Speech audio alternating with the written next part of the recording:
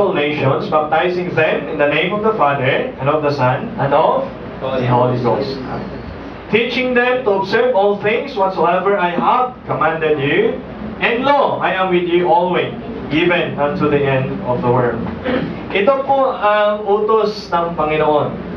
Church, hindi lang po ito sa pastors, assistant pastors, academic pastor, or whoever pastors that we have in our church. Pero ito po ay utos ng Panginoon sa kanyang mga disipulo. And I believe na ang bawat tumanggap sa Panginoon na kanyang Diyos na pagligtas, follower of Jesus Christ, is a disciple of Christ also. Amen? Amen po? Okay. So tayo mga disciple, tayo po mga Christians, ay mayroong utos or command galing sa ating Panginoon. Sabi niya, go! Now the word go is not a word para makiusap, di ba? Hindi sinabi ng Panginoon, my disciples, John, Peter, James, Matthew, Bartholomew, and other disciples, please go. Sinabi ba ng Panginoon na please? If you try to look at this, it is a direct command, amen? Hindi po ito pakiusap. So for us Christians, nowadays, lalo na po sa ating kapaligiran, ang daming opportunity na mag-share ng gospel. Nakita niyo po? Amen? Punta po kayo dito ng early service, punta po kayo sa ating mga ministries, Bible studies. Now, you can see opportunities to share. So, kagaya po ito, sabi naman, you must go. Hindi sinabi, if you have time, please go. If you're available, please go. If you have maybe your materials or resources, kindly go. Hindi. Pero sabi ng Panginoon, go. Just go. Go therefore and teach all nations. Again, hindi po sabi ay please go and please teach them. Kindly teach them if you please. No. But the Bible is very clear that Jesus commanded His disciples to go.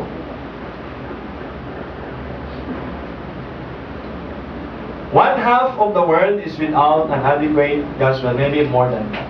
Okay? We have been commanded to reach them. Right? Yes, maybe sabihin natin na ito pong ngayon population natin na ilan na po? 7 billion. Now, just imagine 3.5 billion population. The world is losing without a clear presentation of the gospel. So now again, anong gagawin natin, Pastor? Laki-laki naman ng mundo, ba't natin pinapakailangan sila? No? If we cannot reach them, at least we can do something about it. Okay? Hindi man yung 3 billion, but in our society, in our community, kung saan tayo naroon, we can do something. We have only 2 choices. Okay? So nakita ko po sa binasa natin kanina, pagdating sa mission, pagdating sa gawain ng Panginoon, hindi po maraming pamimilian, dalawa lang. Okay?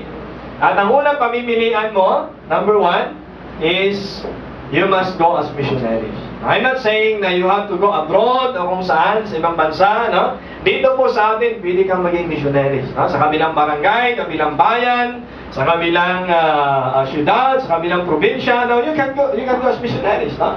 Actually, I am your missionaries. Pastor, missionary pastor. Okay? Because I'm not from here. Okay? Now, we must go as missionaries. Mark chapter 16, verse 15. And He said unto them, go ye into all the world and preach the gospel to every creature. Every creature. Kanina nakita ko po, ang daming mga bata. Nandun sa taas, sa second floor. Ngayon, marami pa rin sila nandun. No? Ngayon, meron tayong children's ministry. Namimigay din ng CD sa inyo so that you can just show your film sa bahay ninyo, mga magulang. No? Sa ating mga nanay, sa mga young people, may TV tayo sa bahay, you can just show them the story in a Bible about creation, about the story ni Daniel, ni Joseph, ni Jonah, and other Bible characters. Because everyone must go. Okay? So, kung ito ay word lang ng ating pastor, mga batid, no? I will be, so much, mapapagod ka kaikot lahat. But anyway, lahat po tayo ay mayroong utos na ganito. We must go as missionaries. Okay? Hindi kinakailangan na, okay, ito ay missionaries natin sa sa puypoy, sa tuntungin, o not specifically na kailangan kong i-ordain dito, pastor and missionaries. As an individual, ay Christian, tayo pong lahat ay mga missionaries. Now, so to speak, kung talagang, okay, yan ay mag-umpisa ng church, okay? Ayun po yung doon tayo mag-focus. Maliban sa lahat tayong missionaries, okay? Kung sakasakali, di ba, si Pastor Jonathan nag-start sa Mabagan, no? Si Pastor Roy nag-start sa Tagumpay, o si Pastor Jay, then they are our missionaries. Okay? Locally. Okay? Kaya mag-start ng gawain doon. No? Now, number two, we must send others. No? Yung dalawang pamimilian natin, we must go. Or number two, we must send others. Ayoko nang go. Pastor, nakakapagod. Gusto ko mag-send lang. Okay, pwede po yan. Kaya binigyan ko nga po kayo ng pamimilian. Okay? Yung ayaw mag-go, pwede mag-send. Na mas madali. Punta ka doon, punta ka doon, punta ka doon. Okay? Di ba mas maganda yun? Nag-uutos ka lang. Amen? Alin na mas maganda? Number 1, number 2? Ha? Kung kayo pamimiliin, alin ang gusto nyo? Number 1. Sino masasabi ako number 1? Raise your hand. Siya. Okay. Number 2, raise your hand. Okay, si Kuya Romy lang, si Kuya Eddie lang. Kayong, ano kayo? Sige. Why choose if you can have both? Both. Alaw din, ha? Wow. Kaya pala, no wonder, ha? Okay. We must send others. Kasi gusto ko matutunan natin. Gusto ko na malaman kung sino sa number 2. Come on, raise your hand. Sino sa number 2? We must go as missionaries or we must send others. Kaya nga sabi sa Romans 10:15, how shall they preach except they be sent? Paano ngayon sila mangangaral? Yung nauna, yung mga missionaries natin. Okay, sumuko na. Sino yung nagtaas kanina sa number 1? Raise your hand. Sino? Tayo po yung mag-finance sa kanila. Amen? Tayo po yung magbibigay sa kanila ng mga pala at baril. Amen? Aba, sa Living Water Baptist Church may mga baril na. Amen? Ibig ko sabihin, tayo yung magbibigay sa kanilang pangangailangan nila. Kasi sila, ibinigay nila yung buhay nila to preach, to go on soul winning, para mag-Bible study. Yeah? Walang sundalo daw na nakikipag-away na ang gastos ay kanila, kundi nasa bansa. Amen? Diba? So, ganun din, no? I am looking forward na one day, marami tayong mga missionaries from our church, marami tayong mga churches na tutulungan, but we have to be committed to send them. Amen? Hindi lamang na ipapanalangin natin sila, we have to do something, we have to give, we have to support them. Amen? Kaya nga po, ito po yung ating pag-aralan, the principles, biblical principles of giving. Committed monthly giving makes this possible. Tingnan, ha? Kung tayo ay committed, okay, monthly, para tulungan ng mga missionaries natin, tayo ng mga nagpadala, tayo na nandito, kung committed tayo every month, it will be possible. Noong New Testament, naging problema na, sabi na, how shall they preach except they be sent? Paano may mga ngaral si Brother Edward kung hindi siya ipapadala? Ito na nga, willing pumunta, willing na mag-start ng church, willing na mag-start ng gawain, willing na mag-Bible study, but the truth is, wala siyang panggastos, wala siyang pamasahe. So, church ngayong umaga, dalawa lang ang pamimilian natin. Is either ikaw ang humayo, ikaw ang pumaroon, o ikaw ang mag-susupport. Amen? Okay. So, I hope bago matapos itong preaching, kayong mga hindi nagkataas ng kamay, ganyan, hindi nyo pa alam ang inyong gagawin at hindi nyo pa naumpisahan, sumama na kayo! Amen? At ngayong umaga ay alamin natin yung ating mission. Committed missions giving. Okay? Our commitment, okay, kaya ito pong missions giving, okay, is not our tithe. Okay? So, yung sabihin kong si Brother Edward, si Brother Nonoy ay magpipreach, mag-umpisa ng gawain sa Kalawan, okay? Ang itutulong natin kay Edward at itutulong natin kay Nonoy ay hindi galing sa ating tithe. Okay? Hindi manggagaling doon sa ikapo na binibigay natin. Okay? Ito po ay isang pangako. Okay, Brother Edward, sige Brad. Ako na bahala sa bahay mo doon. Okay? Sige Brad, Brother Nonoy, ako na bahala sa pamasahe mo. Kailangan mo ng motor? O ako na bahala sa panggas. So, ikaw na sa motor. Okay? Now, we have to do something to help each other. Amen? Okay? So, our our missions commitment, our missions giving is not our tithe.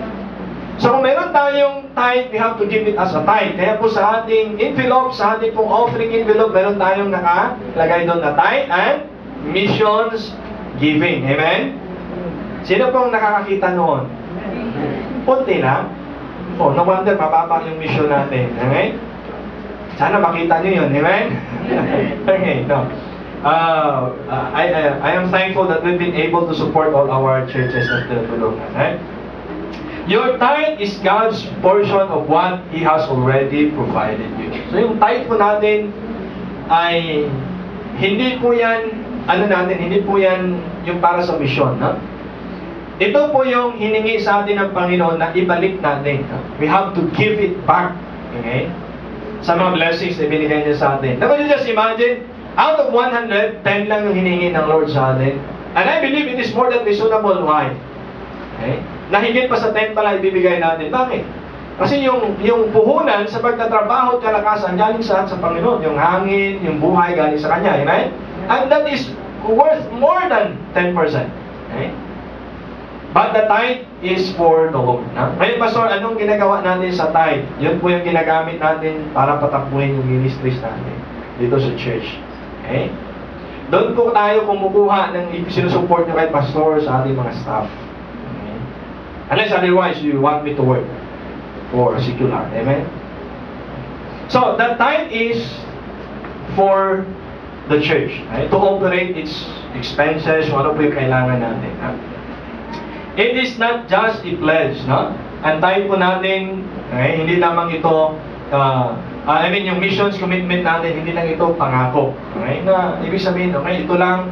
But somehow, the church, okay, kung hindi po natin may bibigay yung missions natin, ay hindi naman tayo tatawagan siguro ni Sister Mariel o di kaya ni sino pa?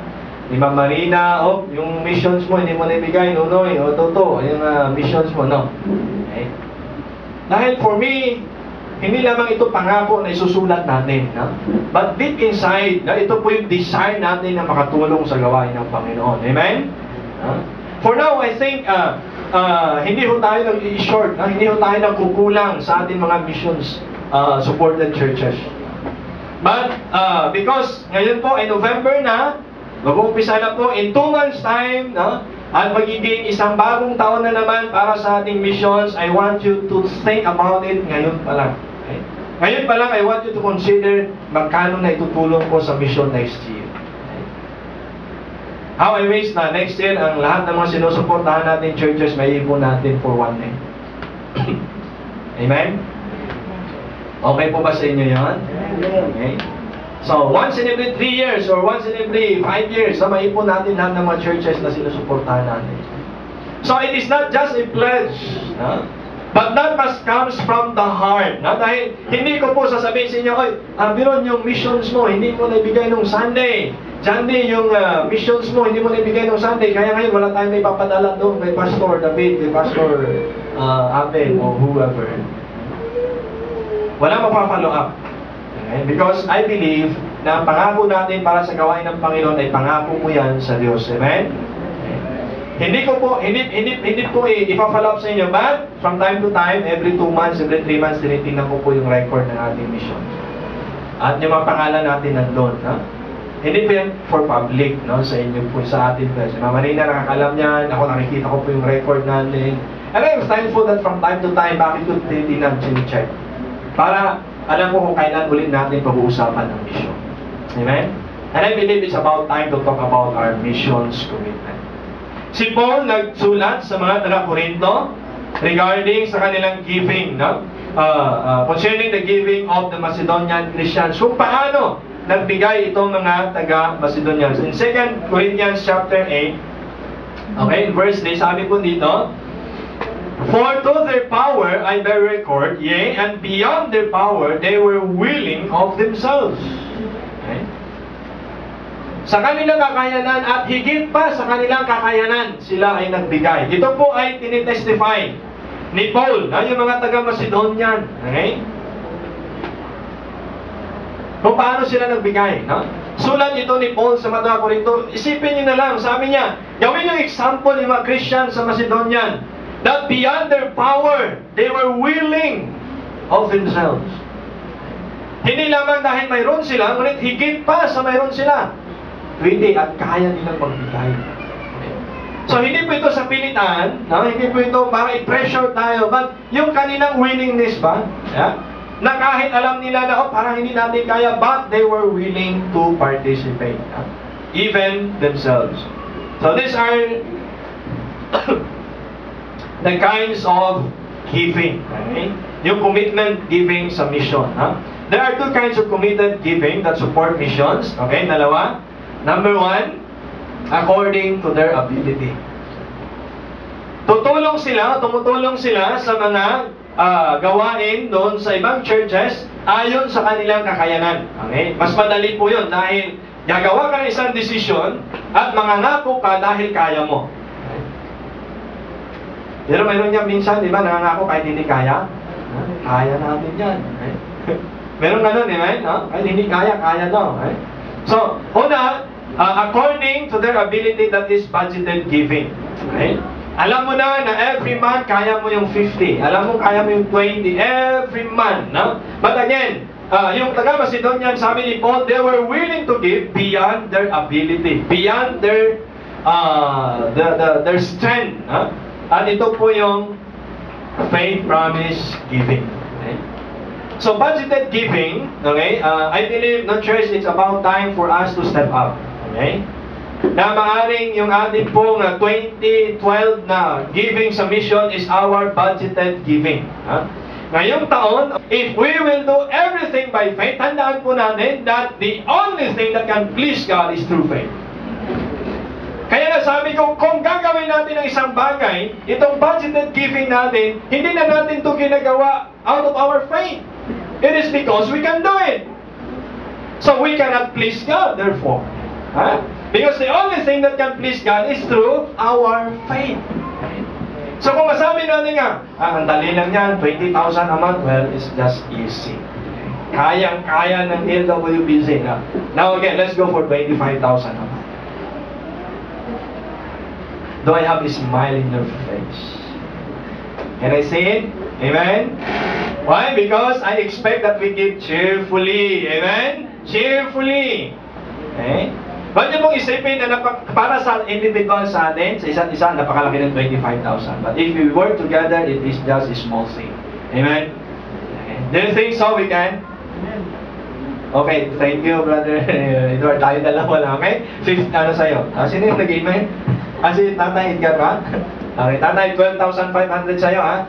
Sa akin, 12,500. Hahatiin natin yung 25 a month.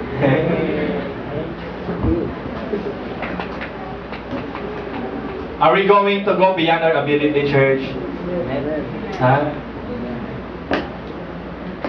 I think it's about time to do it through faith promise giving. It is not just because we already knew we can do it. Okay? But let us start by 2013. Now let us start the thing that we cannot do it. Okay? I mean, sa ngayon na hindi na alam natin na mahirap to. Well, anong sabi ng Panginoon? Prove me. Prove me now. Amen?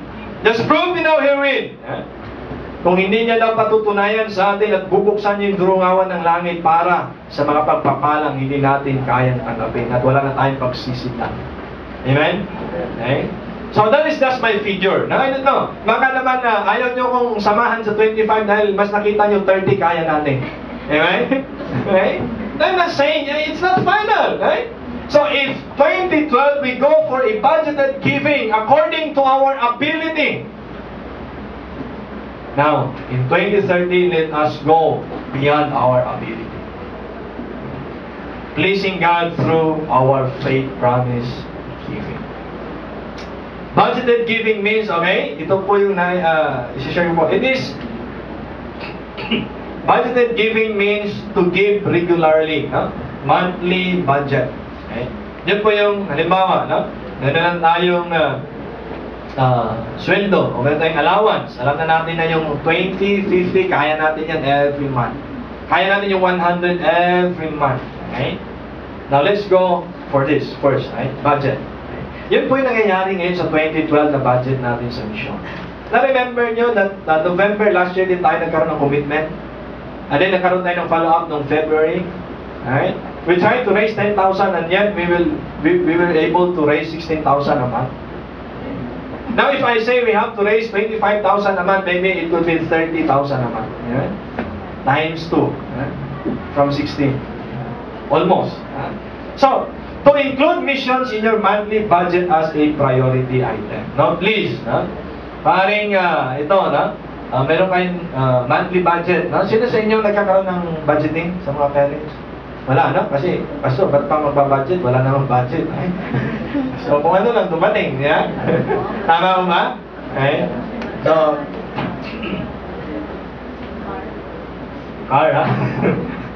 example lang yan, no? Kung meron kayong car, food, house, no? Yun yung budget natin, no? Pero tingnan nyo, dapat nauna pala yung tithes natin. Tithe, missions, house, food, car. Paano naman yan, Pastor? Pag nabigay ko na yung tithes, tapos mababayaran pa ako sa bahay. Diba? O maaaring sana, kunin na lang muna bayad sa bahay, sa pagkain, sa sasakyan, tapos tithe na. Or missions. Okay. So, I'd rather not trying to escape my tithe and my missions offering. Now, if you doubt, please ask Ma'am Gina, Ma'am Marina for our missions and tithes. But for me, that's the way I have to budget my money, the thing that I have. Okay?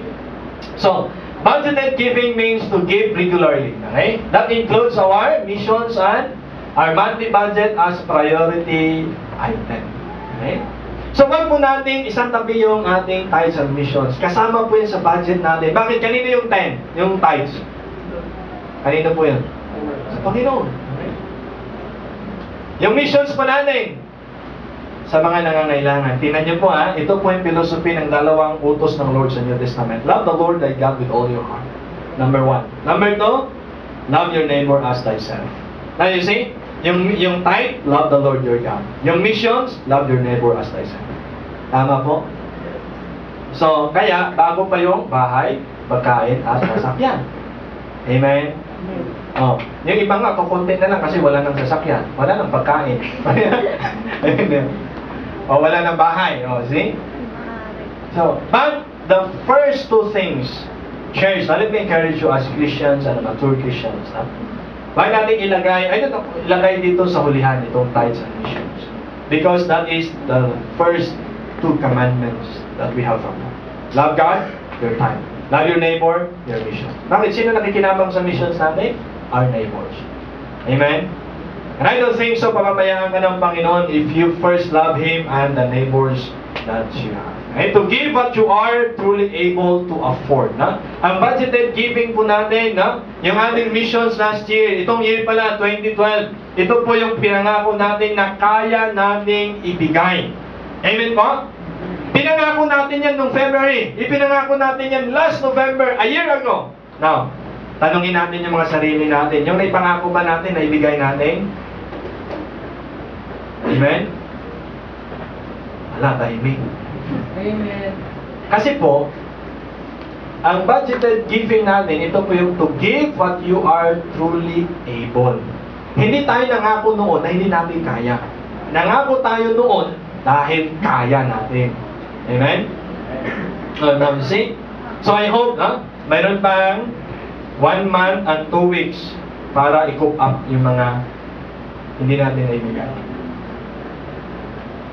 Pwede po ba yan? Amen? Now, kung hindi nyo alam kung ilan at magkano, you can ask Ma'am Marina. Now, I tell you honestly, church, hindi ito utang, hindi ito utang. Pero ito po yung pinangako nyo sa Panginoon. Now, I tell you, kung ibibigay natin ang pinangako natin sa Panginoon, hindi siya bulag para hindi ibuhos ang pagpapala sa inyo. Now, just prove that. Prove Him. I'm not trying to push you to the limit. Na, Pastor, hindi ko na kaya. Nabigay ko na yung pangako ko na ganitong amount, hindi ko pala kaya. No. You can ask God for guidance. Okay? You still have 2 months. Amen? Amen po? May 2 months pa. To cope up with what we have committed before God. Now, kanina is budgeted giving. Now, let us go for faith promise giving. Okay? Faith promise giving. Tandaan po natin, Nasabi sa Hebrews chapter 11, no? Without faith, it is impossible to please God. So if you give your 10%, no, it is our responsibility. And again, if we give our missions giving, no, budgeted giving, well, okay. Huh? Again, if you can go for your faith promise giving, well, God is pleased. God is pleased. Huh? Faith promise giving lift us to a higher level of partnership. Bakit partnership? Sino pong partner natin dito? Sino pong partner natin dito? Ha? Alam niyo ba? Si Lord, di ba? Alam niyo ba, sa lahat ng ginagawa natin, araw-araw, we can make God our partner. Sa school, sa business, sa trabaho, at work, at family, we can make deal with God to be our partner. It is not based on your ability to give, but rest confidently in God's ability to provide as your faith ascends to the new heights or to new heights. Okay? So, ang faith promise giving ay hindi po ito ito yung budgeted na alam mong ibigay mo every month. But this is another level of faith. But you are confident.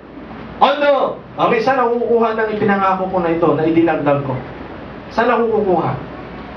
Well, do you have faith? And be confident with God's ability to provide. Di ba minsan, no, sa mga blessing report natin, napapatutunan natin, bigla ka na binigyan ng trabaho, bigla ka na nagkaroon ng blessing. No, sinong naging cause ng mga iyon?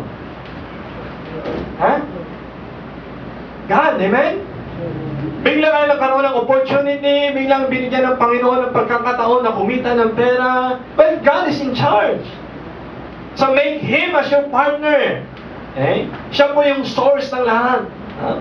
So faith promise giving is to give on God confidently. Now, just for example, before this year, ang faith promise ko ay kalahati lang nung taong ito. Okay. I start giving up to 2010, 2011, 2009, 2010, I think, of 300 a week for missions.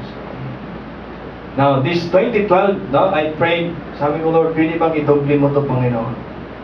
Okay. So, I don't have that capacity. Okay? But, it's very timely dahil itong taon ay nakayanan ng church na bigyan ako ng allowance. Okay? So now, I have allowance, no, para sa aking missions. Kaya sabi ko kay Ma'am Mitch, diba? Pag nagbabudget sa bahay, yung bahay namin is 2.5 noon, no? Hanggang ngayon, no? For almost a year. So, mahirap mag-budget, ano? Amen? Lalo pa malaki mag-budget. Okay? Sabi ko, bahay natin 2.5, ilaw natin 1,005, magkano na yun? 4,000. So, faith promise giving is a sacred act. Now, please, no? You have to pray for this for a month and a half. Okay? Not in a hurry, but I believe na in a month and a half that the Lord will lead you na mangako na para sa faith promise. Church, I'm just trying to share kung sa atin po ngayon na kung paano tayo i-bless pa ng Panginoon. Because I always believe that blessing comes after our willingness. Not because you have, not because materially you're abundant, but if first, sabi ni Paul, if first there be a willing mind. Okay? Kung willing ka na mag-participate, it is your total reliance upon God for a divine provision. Okay? Naalala niyo po yung woman sa Sarifat? Yeah? Nung hiningan sa ni Elijah, and then nag-hesitate siya na magbigay, and after all, nung sinunod niyo yung lingkod ng Panginoon, hey, just give. Just bake me a cake. I want to eat something. Huh? Hindi ho sila nawalan. God provided their needs. Amen? For long days. So, what is faith? Promise, it is a sacred act. It is a total reliance upon God for a divine provision. You must trust God that He will provide. Okay? Dahil kanina ni-share ko po sa ating mga bisita, ngayon, Ama mo na ang Panginoon. He is your Father. You can call Him Father. At tandaan po natin, ang obligasyon ng Ama ay ang punan ng pangangailangan ng mga anak. Amen po? Now think about it. He is our Heavenly Father. Kailangan lang natin tumawag, kailangan natin magtiwala sa Kanya. Sino mga anak dito na below 20? Come on, raise your hand. Okay, Arvin. Arvin, ikaw ba yung namumroblema ng kakainin mo mamayang gabi? O, bakit? Laging mayroon. Si Kuya Marvin, anong problema? Sinasabi mo siya ni Kuya Marvin, maghanap ka ng bigas, mamaya, maghanap ka ng pera. Hindi, di ba? O, di ba, Biron? Namumroblema ka ba ng almusal mo bukas? Hindi. Bakit? Work yun ng tatay. Di ba? Trabaho yun ng magulang. Ngayon po, physically, sabi nga ng ating Panginoon, kung ang ama nyo nga sa lupa, binibigyan kayo ng kakainin nyo, yung ama nyo pa kayo sa langit. Amen? The only thing is, do we trust Him? Do we believe in Him? Do we have enough courage to trust God with a total reliance? Okay? We must. Okay? We must. Who should make a faith promise? Ito na po. Sinong dapat gumawa nito? I believe lahat ng mga Kristyano. Amen? Lahat ng anak ng Diyos. Okay? We should make a faith. Every family unit should make a faith promise. Every family. Why is it family, Pastor? Because I believe if as a family we will please God. As a family we will serve God. Then as a family we will be blessed by God. Okay.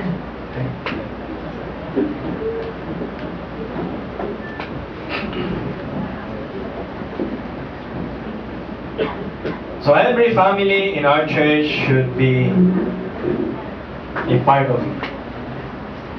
We should make a faith promise as a family. Hindi lang to trabaho ng tatay, ng nanay, ng anak. No? If as a family we serve God, then as a family we will be blessed by God. Look at Joshua, di ba? Ang sabi ni Joshua, hindi niya sinabi na ako lang magsiserve sa Panginoon. But as for me and my house, we will serve the Lord. You see? There is a leadership on Joshua. So, ito po'y hapon sa ating mga tatay. Para mag-participate sa gawain ng Panginoon, it should be as a family. That's why ngayon po, very frequent yung ating fellowship sa mga parents, sa mga mag-asawa, sa mga families. Now, in this coming week, meron tayong family camp. Because I believe that family is very important. So as a family, we can participate. Children and youth should be taught to make a faith promise. Young people, hindi lang ito gawain ng magulang. Young people should be a part. Children should be a part. Now, dito po I am trying to share na tayo po ay maturuan ng maagang pagtitiwala sa ating Panginoon. It is just like, right?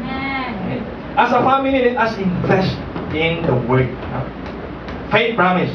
Somebody, Brother Jerry, mga bata nagtatakbuhan sa taas. We are all called to be either, goers or senders. Okay. So ngayon, mabigat pala yung obligasyon ng sender. Mag-goer naman kami, Pastor. Sender, okay, or goer. Yung mga hahayo, yung mga mag-share ng salita ng Panginoon, we must help them, we must support them. That is our job as a sender. Faith promise giving is the great equalizer. Bakit nasabi? Bakit natin nasabi great equalizer? Dahil walang pinipili, bata, young people, family man, di ba? Mga may edad man, walang pinipili.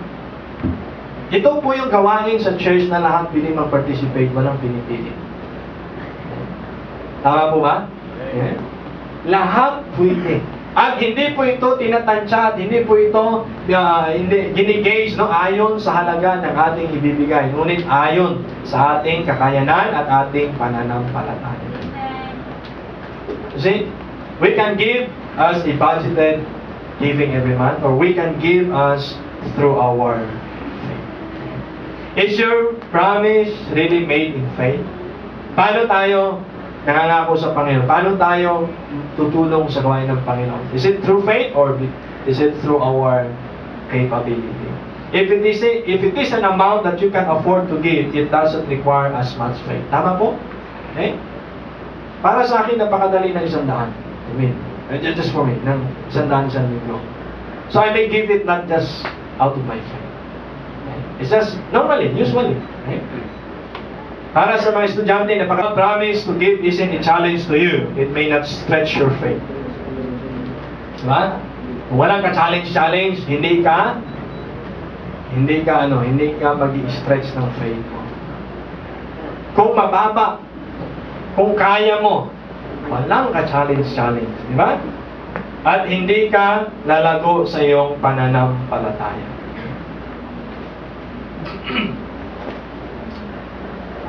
Kung ikaw ang gustong magbigay at gusto mong magbahagi sa gawain ng Panginoon at ayaw mong malaman ng iba, please,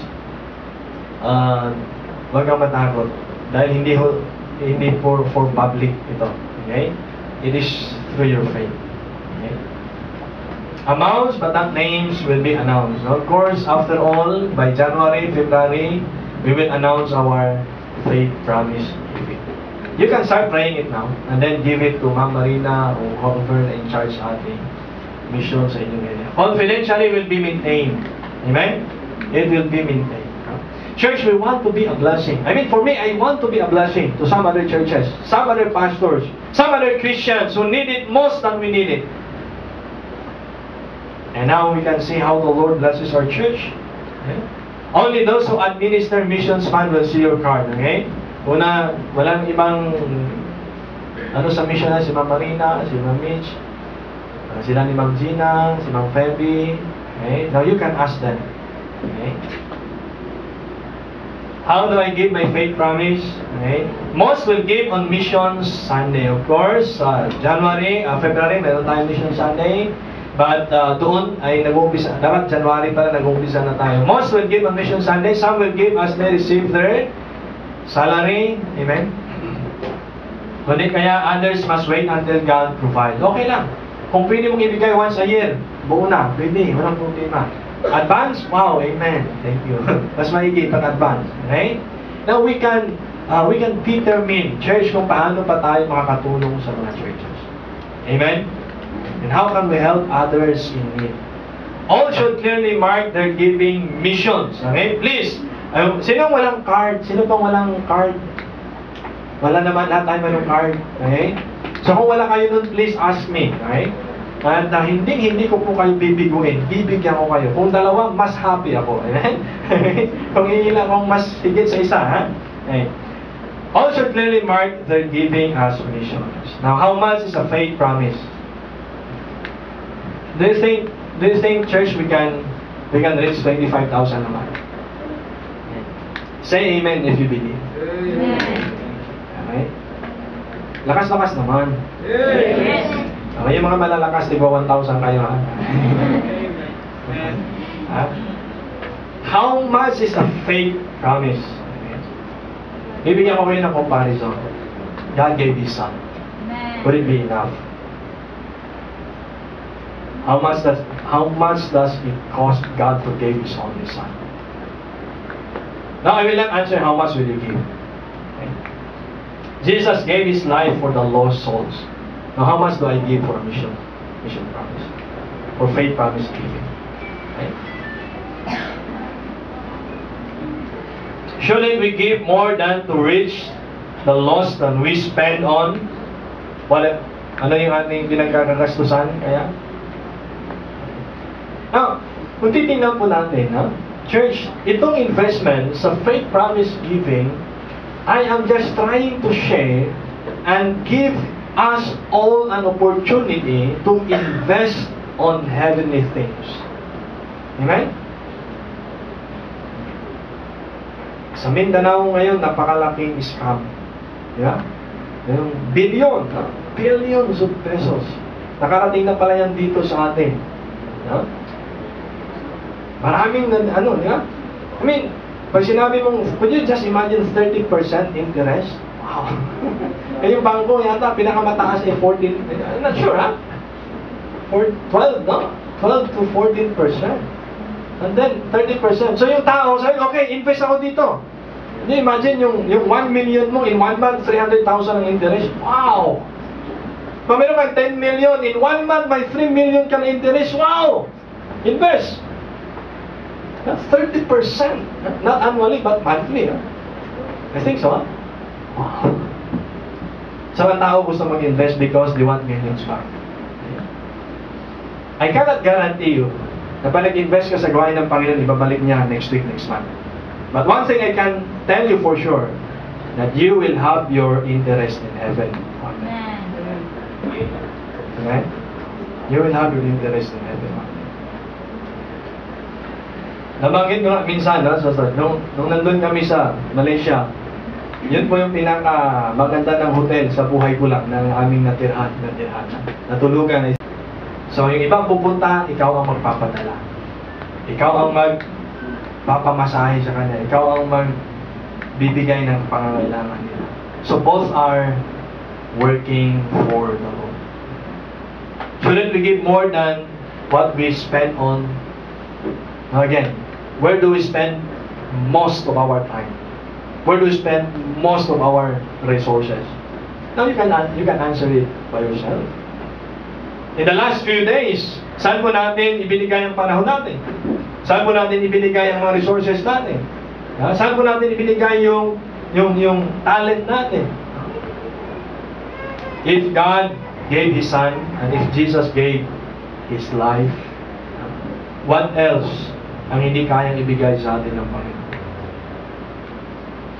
Calvary demands our best. I tell you, not our leftovers. Amen? Sino nakikinabang nitong leftover?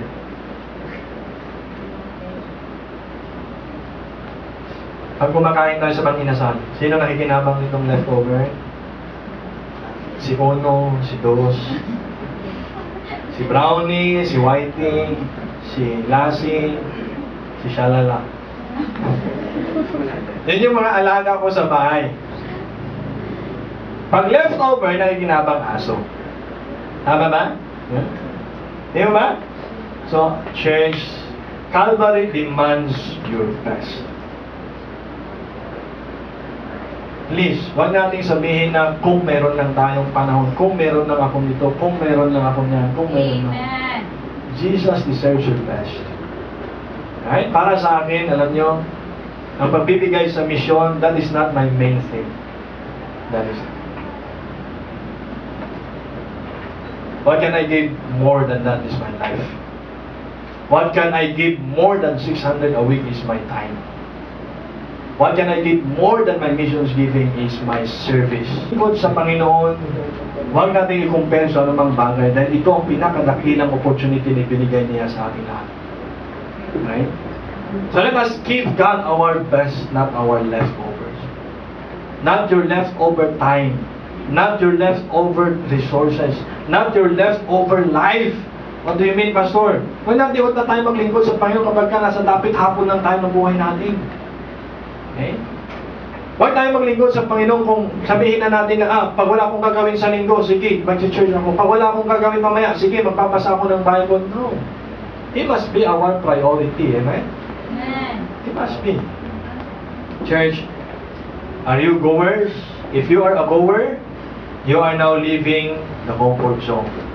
Goers, wala tayo sa ministry para magpa-comfort. Okay? Kung ikaw naman ay senders or givers, let me encourage you, you will reap what you sow.